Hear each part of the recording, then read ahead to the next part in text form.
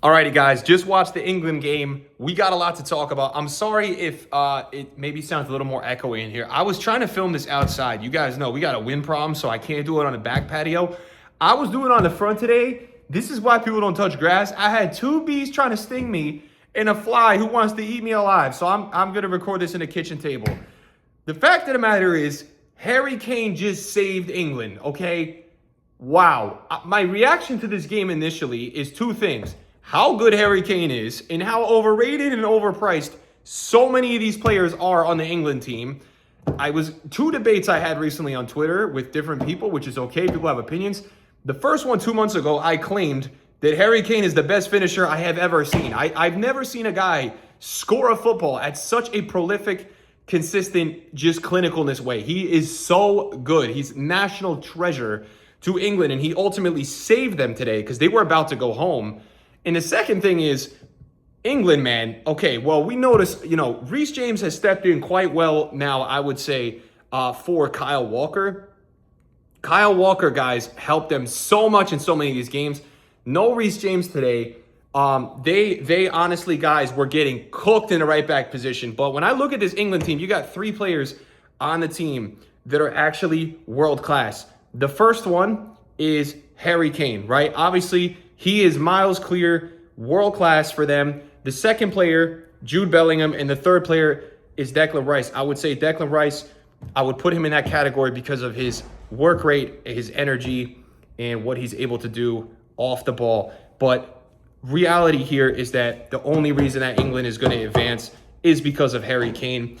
To me, there's a lot to go over in the start of the game, which is that clearly they weren't prepared to come out and play the game at the intensity they need to. And Congo, if you look at their qualifying to get into the game, beat a lot of really, really, really, really good teams to get into this game. So to me, it was unlucky in the sense that Congo had a couple moments in this game, in the first half specifically, that the game would have changed. The real moment was that Wissa hit the post, and that would have put them up 2-0. But by that point, their keeper was on such a hot scale in that first half that it just felt like everything was going to kind of start going for Congo in this game, and hit the post. In the next moment, Harry Kane hits the one-on-one versus the goalkeeper. He falls over the ball, but he really kind of sells it on himself. But the keeper extends his left arm. Now, I see all these guys on Twitter that I follow that played pro football, are active ex-players. I'm seeing pundits. I'm seeing someone that Fox hires and pays probably $500,000 a year to give their, opinions on the TV of the calls, all say it's a penalty. So the referee on the field says it's not a penalty. I don't understand how in video assistance era, they don't go look at that and know it's a penalty, right? Because there's a scenario where the goalkeeper would be innocent, where if he doesn't extend his left arm, it wouldn't be a penalty, but he does, and he hits Harry Kane after Harry Kane dribbles past the keeper in the one-on-one scenario. So looking back, I don't know how that wasn't a penalty. That was a huge break for Congo. And again, as I just said, the game would be a lot different if Wissa had scored that and it was 2-0, because Congo definitely can defend, and their keeper was on one today. Other things to just kind of look at in the first half, if there's anything relevant there else to talk about. The left wing was absolutely shredding England. Their fullbacks. Pickford was getting so mad at the defense, but Pickford reminds me of the guy you play with that just gets so angry at the whole team when it's his fault. The guy is on $225,000 a week. And this keeper who's got a market value of $400,000 a year was making him look trash, because I thought Pickford should have done a lot better, in the first half. We get to the second half. It starts off with not much changing. And this is why, when people get in these debates about, Saka's world class, I say, no, he's not. All right, I could find a better wide player in New York City with a better touch than this guy. This guy comes in a game. His touch was so bad it goes out of bounds that they got to call a hydration break because it was just so trash. What did he offer them today? Marcus Rashford has to do way better. For some reason, he's just way better off the bench. He gets the start today. He doesn't really do anything. Madueke doesn't really do anything. Madueke's been frustrating the English fans a lot. Gordon comes in, at least serves a ball to Kane, who has an incredible header, guys. And the irony is that this keeper today for Congo was making so many saves that the easier save he actually lets in. And that's just when you put volume of shots on target, eventually one of them will get in there, and Harry Kane scores probably the easier chance. The Congo guy was saving, I mean, he saved a half volley. He saved tons of chances in the first half. He lets that one in, and then England start believing. But for a while in this game, I kind of had felt like Congo was going to kind of do this. But the second goal, if Wissa would have scored that, it probably would have given me even more confidence that they were going to do that. And then Harry Kane, you can't give him any space, because if you give him anything, he's going to score. He just rifled that second shot in. That was such a joke. So Gordon, I think people will go a little reactionary saying the 80 mil Barcelona paid for him is, so worth it. The 2 assists. Look, if you're playing with Harry Kane, find a way to get the guy open at all. You're probably going to get an assist. I think I was looking today, at some point seeing on Twitter that I think Harry Kane is like, is it really 70 goals plus now in the last year? That is just like, I don't even understand how that's possible, but he's really that good. And you know what? These English overrated, overpriced players should all be, on their knees thanking him tonight, because if it wasn't for him, I'm serious they'd be going home. And it's not Tuchel's fault, not the manager's fault. I'm not blaming this on Tuchel, because I think a lot of these players are overrated by a lot of people, and they expect more than they should. And the reality is, they're not all that. So disappointing a little bit for me. I think match ratings will take care of at least I respect Declan Rice. Their right backs were so bad, he had to go back and play right back. The guy must have iron lungs. He's been running all season for Arsenal, doing the dirty work. Jude Bellingham, though, has to play better, because he's a player that I would put in that stature of player, the top 3, the world-class players on this team. Like, even he had a chance before Kane got that second goal, where I don't know how he didn't square it to the back post. He had a wide open pass. He doesn't square the ball. That was like a tap, and he misses it the near post. Because he goes for the shot. He wants the hero moment instead. I think he's been good for them this tournament. I still want to demand more from him to be even better.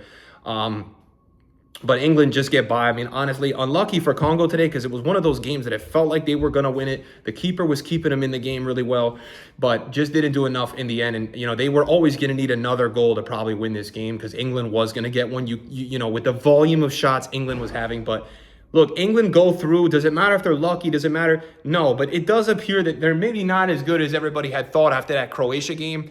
I really haven't been impressed with England. I was impressed with England in that game.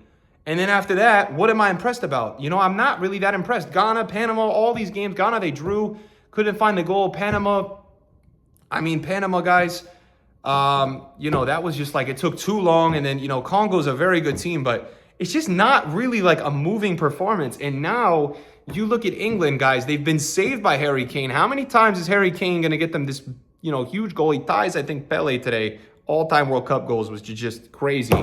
How many times is this guy going to save them? But look, it's the World Cup of Superstars, so maybe it's just going to keep happening. Harry Kane got that phone call. He answered the call.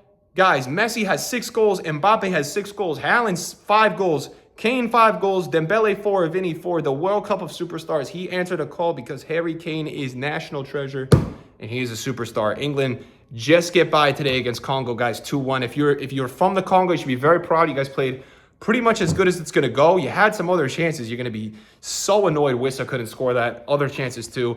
And I know the XG for England is only a 2, but England created so much, and they had so many unique chances at weird angles that aren't high XG chances that probably could have gone in if this keeper wasn't going crazy. This is also the World Cup of just underrated goalkeepers. I don't even understand how this guy's on $400K a year. The amount of saves he was making, I just put AF lock on, what is that, was just freakish. So wow, what a performance today. What a game, guys. This World Cup has been so good. Every game keeps you on the edge of your feet. It was just such a good game today. And England just get it done in the end. It's kind of, man, it's at this point, this is just the England that we know, though. This is what England have been doing in the last couple of tournaments. They never really play great, but they somehow keep advancing, right? And they get through it. Harry Kane clutches 2 goals.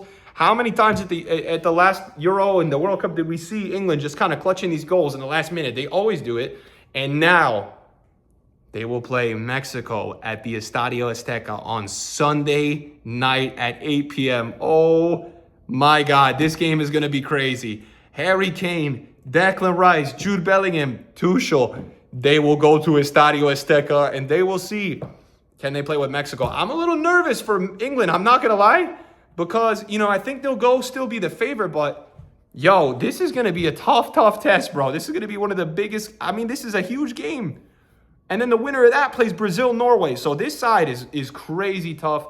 I don't want to hear from anybody if England ends up getting through to the semis, and even if they don't play well, that this was some Mickey Mouse layout, because they have their work cut out for them, bro. I wouldn't wish anybody to play Mexico at Estadio Azteca. We're going to do a little prediction/preview for that closer because I think it's going to be the biggest game in the next round of games. But England just get through today. Harry Kane is national treasure. He saved England today, and he saved a lot of these overrated, overpriced, overvalued players, whether it's people in the Premier League clubs. You know, the general feeling that I'm starting to have is that Europe is overrated for football currently. Not all time, but right now it's very overrated. The Germans suck. The Dutch played like crap in that game. England hasn't been playing good, and these are mainly these teams have a lot of the players in the big leagues that are worth 100 million plus players, you know? What's up, guys? It's not, what's up? What's up? Because I'm looking at these other teams. They don't have players of nearly that value, and they're all looking like they're playing better, they're playing harder. So, when it comes to the World Cup, it's about the belief, it's about the cohesion.